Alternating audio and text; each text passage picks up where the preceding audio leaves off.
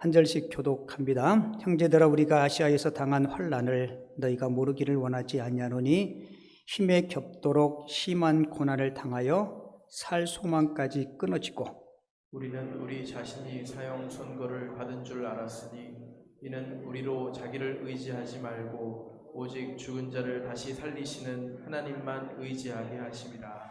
두 절 같이 읽죠. 그가 이같이 큰 사망에서 우리를 건지셨고 또 건지실 것이며 이후에도 건지시기를 그에게 바라노라. 너희도 우리를 위하여 간구함으로 도우라. 이는 우리가 많은 사람의 기도로 얻은 은사로 말미암아 많은 사람이 우리를 위하여 감사하게 하려 함이라. 아멘. 오늘 읽은 본문 말씀을 가지고 희망을 선택하세요라는 제목으로 하나님이 주시는 은혜를 함께 나누겠습니다. 저를 한번 쫓아서 해보세요. 희망을 선택합시다. 혹시 여러분들 태어나서 지금까지 병원 한 번도 안 가보신 분 계신가요? 아마 없을 거예요, 그죠? 질병의 정도는 차이는 있지만 아마 병원에 가서 수술도 받고 때로는 처방도 받고 치료도 받고 그런 경험이 분명히 있을 거예요.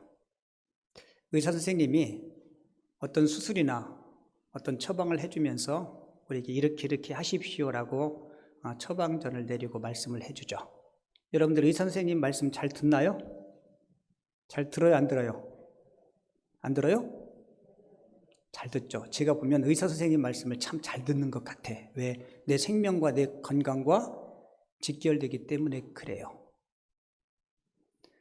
여러분, 의사 선생님은 자기와 관련되어 있는 예를 들어서 안과면 안과, 치과면 치과, 자기 전문 분야에 대해서 이렇게 의사 선생님이 따로따로 있죠, 그죠? 근데 우리 인생의 생사화복, 인생의 출생부터 생을 마치고 영원한 세계까지 우리 인생의 모든 것을 다 아시는 분이 계세요. 그분이 누구세요? 그분이 하나님이시고 그분이 주님이십니다.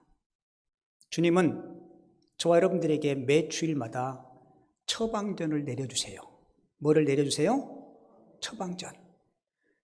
세상에 그 무엇보다 소중한 내 인생을 어떻게 살아야 되는지 주님께서 처방전을 내려주세요. 그런데 우리는 그 처방대로 잘 살면 내 인생이 복되고 행복한데 우리는 그 처방전을 무시할 때가 있어요, 없어요? 처방전을 무시할 때가 많아요. 제가 좋아하는 문구 가운데 제 카톡에도 써놨는데 이 말이에요. 지금의 행복은 잘 지내온 시간의 축복이다. 지금의 행복이 뭐라고요? 잘 살아온, 잘 지내온 시간의 축복이다. 저는 그 문구가 너무 좋아요. 앞으로 내가 하나님의 축복을 누리려면 어떻게 해야 돼요? 지금 잘 지내야 돼요. 지금 잘 살아야 되고 지금 주님의 처방전에 잘 기다리고 순종해야 돼요. 여러분, 선진국일수록 예방의학이 발달됐다고 합니다. 의학은 세 종류가 있죠. 그죠? 예방의학, 또 뭐가 있을까요? 치료의학, 그리고 세 번째는요, 재활의학이 있습니다. 그런데 선진국일수록 병이 생기기 전에 미리미리 예방을 하는 거죠. 그리고 명의는 어떤 질병이 생겼을 때 그 질병을 잘 치료하는 것도 명의지만 진짜 명의는 병이 생기기 전에 그 병을 사전에 예방하는 의사. 그게 진짜 명의래요. 그런데 우리 주님은 저와 여러분들이 인생의 모든 것을 아시는 분으로 특별히 하나님의 말씀 설교는요, 예방의학, 재활의학, 치료의학이 다 포함되어 있는데 특별히 우리 인생에 대해서 예방적인 차원에서 우리들의 삶을 앞장서서 인도해 주세요. 저도 그렇고 여러분들도 그렇고 하나님의 말씀, 주님의 처방전이 내려질 때 그 처방대로 그대로 살 수 있는, 그대로 실천할 수 있는 하나님의 사람들이 꼭 되시기 바랍니다. 그래야 저와 여러분들이 삶이 행복해요. 하나님은 저와 여러분들의 행복을 위해서 계속 말씀해 주세요. 근데 우리가 그 행복의 울타리를 자꾸 벗어나는 거예요. 그렇다 보니까 인생의 고난과 괴로움들이 닥쳐오는 거예요. 미국에 기독교 작가 중에 프레드릭이라는 훌륭한 분이 계신데요. 이분이 어릴 적에 아버지가 큰 사업을 해서 엄청난 큰 돈을 많이 법니다. 사업이 한참 잘 나가는데 1930년도에 미국에 큰 경제 공황이 와요. 우리나라 IMF처럼. 그래서 이 아버지가 잘하던 사업이 하루아침에 폭삭 망하게 됩니다. 전 재산을 다 잃어버리게 돼요. 그리고 그 이후에 이 프레드릭 아버지가 사업에 실패한 후에 그 충격 때문에 술을 마시기 시작해요. 얼마나 술을 계속 드셨는지 알코올 중독자가 되어버립니다. 그러던 어느 날 주일 새벽에 이 아버지가 차고지에 자동차를 끌고 들어가서 차고지 안에서 문을 잠그고 자동차 시동을 걸어놓고 그 매연가스에 스스로 생을 포기해요. 그때 프레드릭 나이가 10살이었다고 합니다. 아버지가 돌아가신 후에 아버지가 안 계시니까 프레드릭을 만나는 친구들은 궁금하니까 프레드릭에게 너가 아빠는 어떻게 돌아가셨니? 라고 물으면 우리 아빠 자살했어. 차고지에서 자동차 시동 걸어놓고 그 가스에 질식해서 죽었어. 이렇게 얘기할 수가 없었답니다.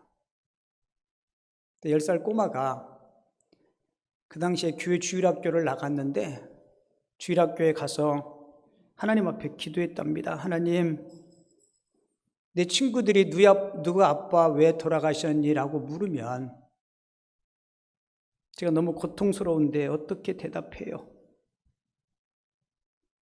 거짓말 할 수도 없고 하나님 어떡합니까? 어린 소년이 그렇게 기도한 거예요. 그렇게 기도하는데 마음속에 그 소년 마음속에 하나님께서 이런 생각을 주시더래요. 내 아빠는 마음이 너무 아파서 고통스러워서 그렇게 상을 마감한 거란다. 뭐가 아파서요? 마음이 아파서. 가만히 생각해 보니까 이 마음이 우리 심장이잖아요. 그죠? 그래서 우리 아버지는 심장 질환으로 돌아가셨구나. 뭐로 돌아가셨어요? 심장 질환으로. 그런 생각이 들더래요. 그래서 그렇게 이야기하면 우리 아빠는 마음이 아파서 돌아가셨으니까 심장 질환이라고 이야기하면 되겠다. 그래서 그 다음부터 친구들이 물으면 우리 아빠 심장 질환으로 돌아가셨어 라고 대답했다고 합니다. 우리가 살고 있는 요즘 심장 질환, 다르게 표현하면 뭐예요? 마음이 아픈 분들이 너무 많아요. 혹시 여러분들 중에 마음이 아픈 분 계신가요? 어떤 경제적인 어려움 때문에, 아니면 인간관계 때문에, 때로는 육신의 연약함 때문에, 때로는 자식 때문에, 어느 정도 정도의 차이는 있겠지만 다 마음이 아파요. 가끔 운전하고 어디 가다 보면 주차를 해야 되는데 주차장이 꽉 차 있고 빈자리가 2자리 있어요. 가보면 그 앞에 뭐라고 써 있을까요? 장애우 전용, 그렇게 써 있어요. 제가 그 모습을 딱 보면서 거기에다 차를 제가 댈까요? 못 댈까요? 못 대는데 제 마음에 이런 생각이 들어요. 나도 영적 장애인인데 무슨 장애인이요? 거기는 근데 영적 장애인이라고는 안 써 있어요. 내가 그 모습 보면서 나도 장애인인데, 솔직히 장애가 없는 사람은 이 땅에 아무도 없어요. 어떤 정신적인 장애, 마음의 장애, 영적 장애, 육신적인 장애, 우리 모두는 다 장애를 가지고 살아가요. 여러분에게는 어떤 마음의 아픔이 있나요? 솔직히 우리 조국 대한민국이, 제가 그렇게 인생을 오래 살진 않았지만 제가 중학교, 고등학교 다닐 때에 비하면 지금은 참 많은 것들을 누리며 살아요. 저는 제가 어릴 적에 중학교, 고등학교 다닐 때 내가 자가용을 끌고 다닐 것이라고는 전혀 생각지도 못했어요. 맞아요, 안 맞아요? 그때 집에 자가용 있으면 재벌이었어요. 그죠? 맞아요, 안 맞아요? 그거 대답만 해줘요. 맞아요, 안 맞아요? 1960년대, 70년대 그때 자가용 있으면 재벌이에요. 자, 어깨 쫙 펴시고, 어깨 쫙 펴요. 쫙 펴시고, 저를 쫓아서요. 나는 과거에 비하면 재벌이다. 재벌 맞아요, 안 맞아요? 그런데 산수적으로는 재벌인데 우리 마음에 너무너무 아픔들이 많아. 그래서 우리 한국 사회가 지난 과거에 비해서 달라진 것들이 많은데요. 안 좋게 더 확장된 것이 두 가지가 있어요. 하나는 뭐냐면 자살률이 증가한다는 거예요.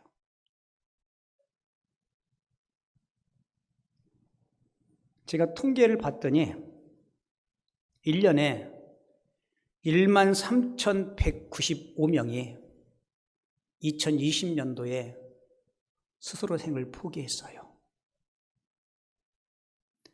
우리는 하도 많이 들어서 별로 그렇게 충격이 안 오죠?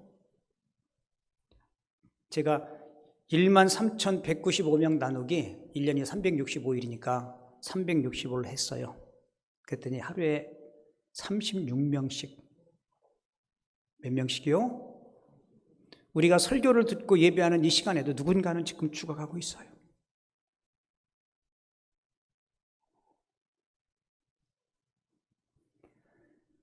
자살로 죽은 사람이요, 대한민국에서 하루에 교통사고로 죽는 사람보다 훨씬 더 많다는 거예요. 6.25 전쟁 때 죽은 사람들이 많죠? 6.25 전쟁 때 죽은 사람보다 그 이후에 자살로 죽은 사람들이 훨씬 더 많습니다. 여러분, 왜 그럴까요? 왜 과거에 비해서는 경제적으로 풍요로운데 왜 마음이 그렇게 가난해졌을까? 왜 그렇게 마음이 아픈 사람들이 점점 늘어날까? 그리고 또 하나는 해외로 이민 신청을 원하는 사람들이 많다는 겁니다. 온라인에서 취업 포털 사람인이라는 기관에서요, 1655명을 대상으로 당신은 이민을 가고 싶으면 가겠습니까? 라는 질문에 85.1%가 가고 싶다고 대답했대요.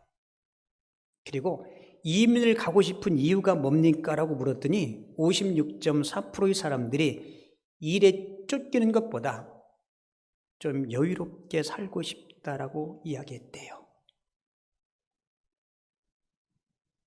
그래서 외국 사람들이 우리나라면 가장 먼저 배우는 말이 뭐라 그래요? 그래요. 너무 빨리빨리. 삶에 여유가 없어. 돌아볼 시간이 없어요. 너무 조급하니까 운전하다 보면 막 조금만 시비를 막 붙여도 막 서로 싸우려고 이야기하고. 여러분, 왜 이런 일들이 계속 일어날까요? 많은 전문가들이 이야기는, 한마디로 이야기하면 우리가 지금 희망을 놓치고 있다는 거예요. 뭐를 놓치고 있어요? 희망이 보이지 않으니까, 많은 20대 젊은이들이 미래가 보이지 않으니까, 아무리 애쓰고 수고해도 답이 보이지 않으니까 대한민국에서 못 살겠다라고 이민 신청을 하는 사람들이 20대가 그렇게 많다고 합니다. 그리고 마음이 너무너무 아프니까 여러분, 자살하는 사람의 80% 이상이 다 우울증이라 그래요.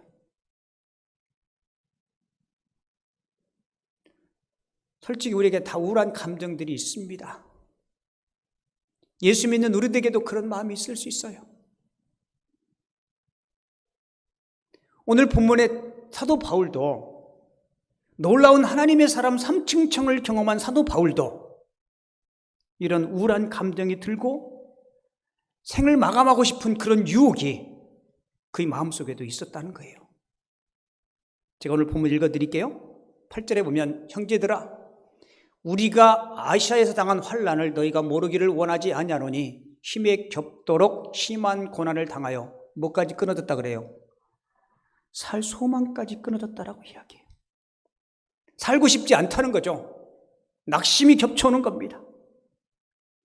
사도 바울이 왜 살 소망까지 끊어졌는지 그 이유는 성경이 말하지 않아요. 아마 전도를 하다가 동역자들한테 오해를 받고 동역자들이 사도 바울을 등지고 가는 것도 경험하고요. 또 복음 전하다가 감옥에 툭 뛰어서 언제 끌려나가서 형장의 이슬로 사라질지 모르는 그런 상황적인 어려움도 겪고 있고, 그러니까 우리가 일상적으로 겪는 그런 가슴 아픔과는 차원이 좀 다른 거였죠.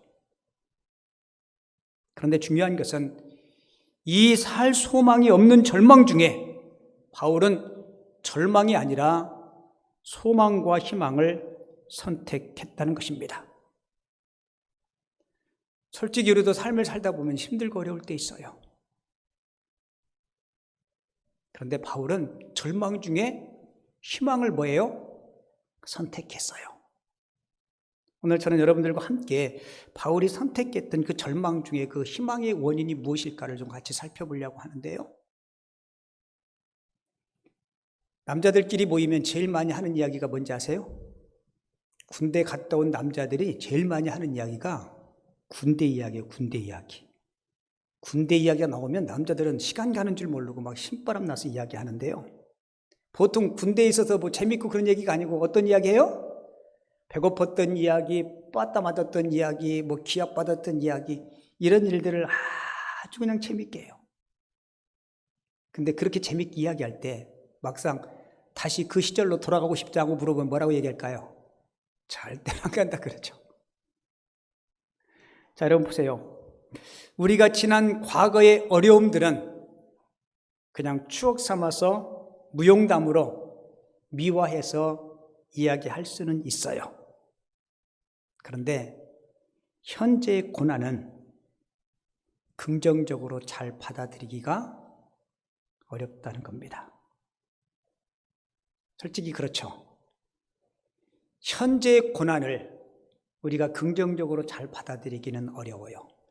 지나의 과거의 고난은 우리가 미화해서 재밌게 이야기할 수는 있지만 현재의 고난을 긍정적으로 잘 수용하기가 어렵습니다. 그런데 바울은 이 절망 중에도 희망을 선택했어요. 그 첫 번째 이유는 하나님 때문입니다. 누구 때문이요? 하나님이 계시기에. 하나님을 바라보았기에 때로는 동역자들이 등지고 돌아서는 일, 복음을 전하다가 감옥에 갇혀서 언제 사자의 밥이 될지 모르는 이런 상황 속에서도 그는 하나님을 바라보았어요. 오늘 읽은 9절에 보면 이렇게 기록하고 있죠. 우리 자신이 사형 선고를 받은 줄 알았으니 이는 우리로, 같이 읽을게요. 시작. 자기를 의지하지 말고 오직 죽은 자를 다시 살리시는 하나님만 의지하게 하심이라. 아멘.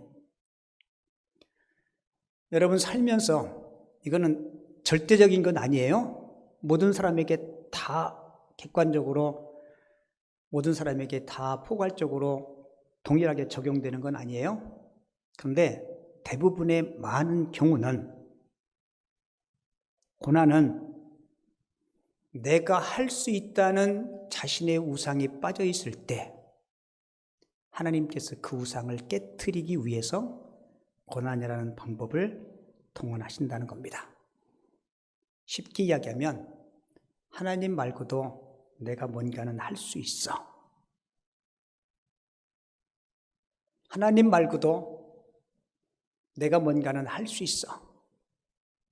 이런 자신의 우상에 빠져 있을 때 하나님은 그 우상을 깨트리기 위해서 하나님은 환난을 동원시킨다는 겁니다. 보편적으로 객관적으로 다 적용될 것은 아니라 그랬죠. 그러니까 저와 여러분들이 어떤 환난이나 어려움을 닥쳤을 때 내 자신을 하나님의 말씀의 거울 앞에 잘 비춰봐야 돼요. 그리고 나의 교만, 그리고 하나님께서 내려주신 그 처방전을 내가 잘 따르고 있는지, 그렇지 않다면 빨리 처방전 안으로 오셔야 됩니다. 그래야 그 환난에서 벗어날 수 있어요. 그렇지 않으면 하나님은 그 환난의 정도를 분명히 더 강하게 하실 겁니다. 왜요? 우리를 돌이키게 하시기 위한 하나님의 사랑의 방편일 거예요. 자, 9절 후반절 다시 볼게요. 오직 죽은 자를 다시 살리시는 누구만, 하나님만 의지하게 하심이라라고 기록하고 있죠. 자, 이 표현에서 중요한 것이 하나님만이에요. 여러분, 사도 바울이 하나님을 의지하지 않고 자신이 홀로 일한 적은 한 번도 없습니다. 그런데 오늘 본문에서 이 고난 속에서 왜 이 표현을 쓰는지 아십니까? 죽음의 위험까지 경험하면서 자신을 뒤돌아보니까 지금까지 하나님을 의지한다 하면서 은근히 자신을 의지할 때가 있었어요. 솔직히 우리도 그렇잖아요. 하나님만 의지하면서 우리가 순수하게 오로지 하나님만 의지하나요? 때로는 통장의 잔고를 보면서 그것보다 더 하나님을 의지하고 흐뭇해할 때도 있고, 때로는 나의 건강, 여러분들의 삶의 세상에 다른 어떤 것들, 여러분 하나님은요 그냥 순수하게 나의 온전한 것을 주님 앞에 메어달리고 주님만을 의지하기를 주님께서 원하신다는 사실을 꼭 기억하시기 바랍니다. 그럼 하나님께서 일하세요. 미국의 37대 대통령이 닉슨 대통령입니다. 그런데 닉슨 대통령은 자기 임기를 다 마치지 못하고 중도에 하야해요. 그 대통령 임기 중에 치명적인 잘못을 저지릅니다. 그런데 닉슨 대통령 옆에 특별 보좌관으로 찰스 콜슨이라는 사람이 특별 보좌관의 역할을 하는데요. 근데 이 사람이 얼마나 권력욕이 강했든지 자신의 목적 수행을 위해서라면 사람들이 그를 그렇게 부르는 거예요. 저 찰스 콜슨은 자기의 목적 수행을 이루기 위해서는 대통령 등도 밟을 사람이다. 그리고 얼마나 예리하고 날카로운지 별명이 면도칼이었다 그래요. 그리고 그 당시에 최고 이기주의자, 이런 별명을 가진 사람이 닉슨 대통령의 특별 보좌관 찰스 콜슨이었어요. 그런데 닉슨 대통령 재임 기간 시간에 자신의 또 두 번 다시 대통령에 되기 위해서 야당 사무실에 도청 장치를 설치해요. 그 야당 사무실이 그 미국에 있는 워터게이트라는 빌딩 안에 있었는데요. 몰래 도청 장치를 설치하는데 그게 발각됩니다. 그 일을 주도했던 사람이 찰스 콜슨이었고 그 맨 머리 위에는 닉슨 대통령이 있었겠죠. 이게 발각돼서 닉슨이 중간에 대통령을 하야해요. 그리고 특별 보좌관에 있던 찰스 콜슨은 감옥에 들어갑니다. 지금까지 이대했던 모든 권력들이 끈이 다 끊어진 거예요. 차디찬 감옥 속에서 찰스 콜슨이 붙잡을 수 있는 것은 아무것도 없었습니다. 근데 그가 그 감옥에서 하나님의 말씀 성경을 읽기 시작해요. 그리고 성경을 읽는 중에 예수 그리스도를 만납니다. 주님 앞에 무릎 꿇고 예수 그리스도를 그의 구주로 영접해요.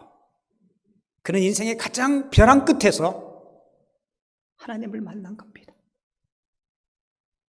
그가 하나님을 만난 후에 자신의 거듭남의 체험을 거듭남이라는 제목의 책을 씁니다. 이게 기독교계의 최고의 베스트셀러가 돼요.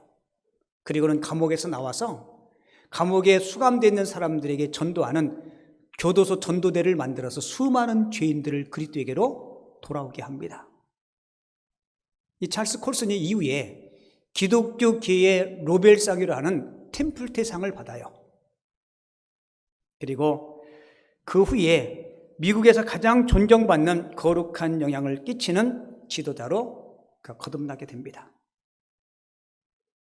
여러분, 벼랑 끝에서 이 찰스 콜슨이 하나님을 바라볼 때 하나님이 그에게 찾아오셨어요. 지금까지 그에게 있어서 삶의 목적은 권력이었고 돈이었고 명예였을 겁니다. 그런데 이 고난은 그에게 변장된 축복으로 하나님을 만나게 했고 거듭난 삶을 살 수밖에 있었던 거죠. 사랑하는 성도 여러분, 혹시 여러분들이 삶 속에 바울이나 찰스 콜슨처럼 그런 상황은 아니겠지만 삶이 힘들고 어렵다면 더 우리 하나님을 찾고 하나님을 꼭 바라보시기 바랍니다. 그리고 사도 바울이 절망 속에서 희망을 가질 수 있었던 두 번째 이유는 바울을 도와주신 하나님에 대한 체험이 있었습니다. 아마 여러분들도 그런 체험이 있을 거예요. 지난 과거에 힘들고 어려울 때 하나님께서 나를 도와주시고 어려움 속에서 나를 구해주신 그 체험 있어요, 없어요? 분명히 있을 겁니다. 바울이 10절에서 이런 고백을 해요. 그가 이같이 큰 사망에서 우리를 뭐 했다 그래요? 건지셨고, 이거는 과거예요. 그죠? 그가 하나님이, 주님이 이같이 큰 사망에서 우리를 건지셨고, 같이 읽을게요. 시작. 또 건지실 것이며 이후에도 건지시기를 그에게 바라노라. 할렐루야. 여러분, 이 체험이 우리에게도 있습니다.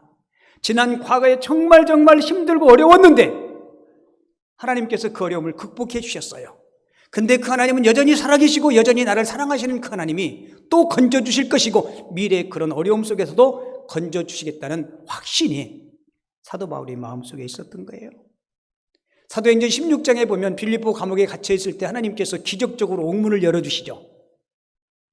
사도행전 23장에 보면 바울이 대적들이 바울을 죽이기 전에는 먹지도 않고 마시지도 않겠다라고 그런 극렬 분자들이 바울을 죽이려 할 때도 하나님은 그를 지켜주시고 인도해 주셨어요. 사도행전 27장에 보면 바울이 죄수의 몸으로 배를 타고 로마를 향해서 가는데 큰 풍랑을 만나서 배가 다 깨지게 되죠. 근데 하나님이 은혜 가운데 바울과 그의 일행들을 다 구원해 줬습니다. 여러분 꼭 기억하세요. 제가 교회를 개척하고 지금까지 오면서 우리 교회가 이제 18주년이 지났어요. 그죠? 여러분들 보시기에 송 목사는 목회를 되게 편안하게 쉽게 그렇게 하는 것 같죠. 그죠? 그런 것 같아요? 안 그런 것 같아요? 잘 모르겠어요?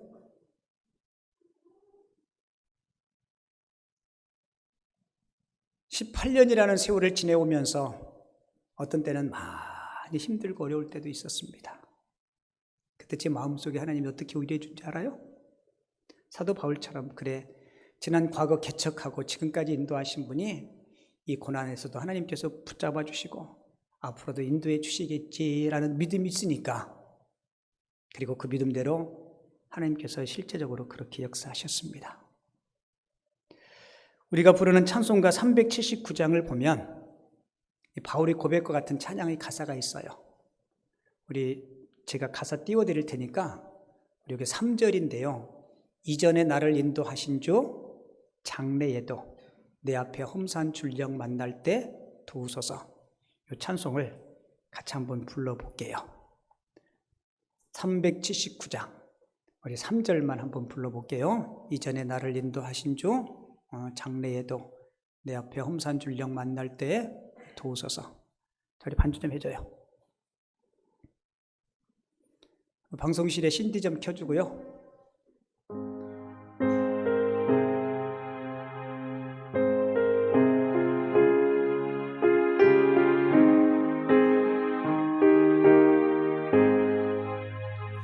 이전에 나를 인도하신 주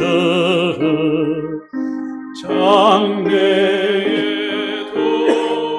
내 앞에 험산 출령 만날 때에 도우소서. 내 가는 길 다 알지 못하나 한 걸음씩 늘 인도하소서.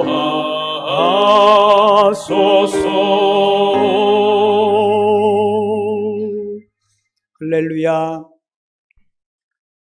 이전에 나를 인도하신 주 장래야도 내 앞에 험산 줄령 만날 때 도우소서. 우리가 주일 오후에 목장별로 특송하죠. 그죠? 그때 제가 뭐 암송하라 그랬어요? 시편 23편.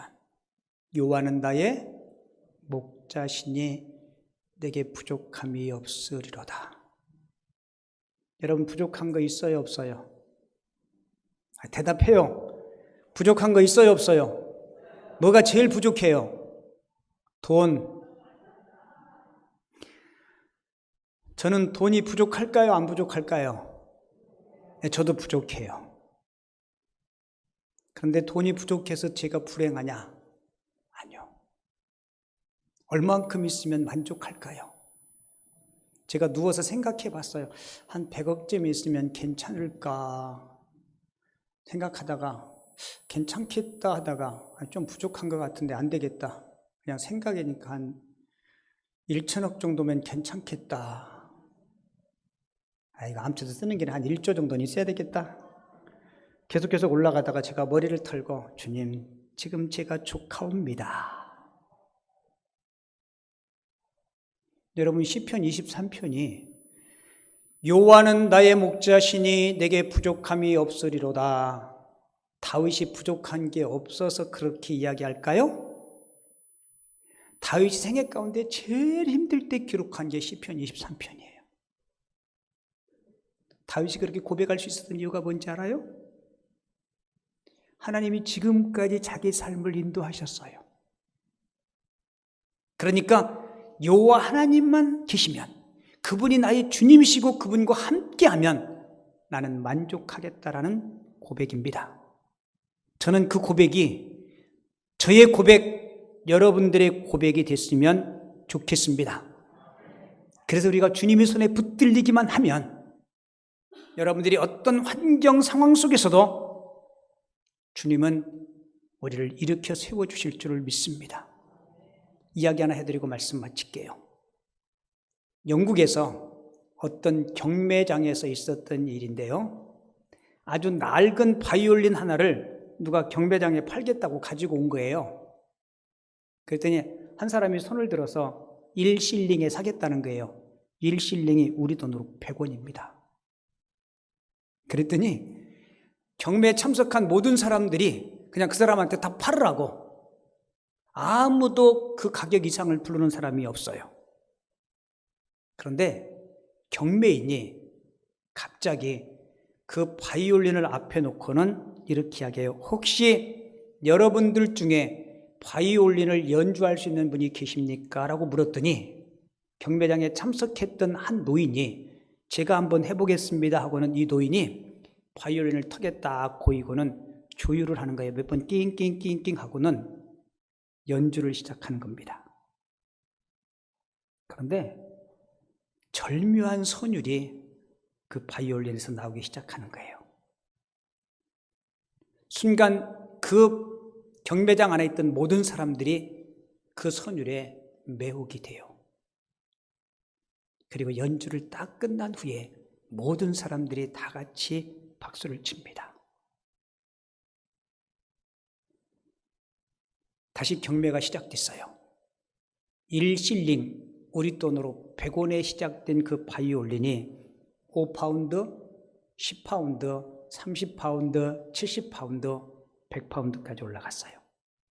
결국 100파운드에 낙찰돼서 팔렸습니다. 여러분, 그 보잘것없는 낡은 바이올린이 대가의 손에 붙들릴 때 명품이 되었습니다.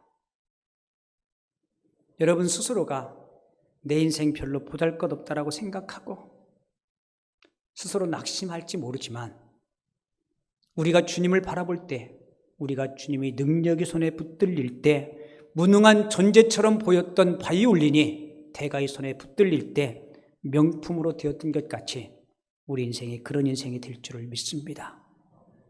여러분 혹시 마음이 아픈 분들, 인생에 소망이 없는 것처럼 보이는 절망 가운데 있는 분들 꼭 하나님을 바라보십시오. 이전에 나의 삶을 인도하신 그분이 앞으로도 여러분들과 함께 하시고 여러분들을 복된과 희망의 곳으로 인도하시고 승리를 선물로 가져다 줄 줄을 믿습니다. 우리 함께 오늘 주신 말씀 생각합니다.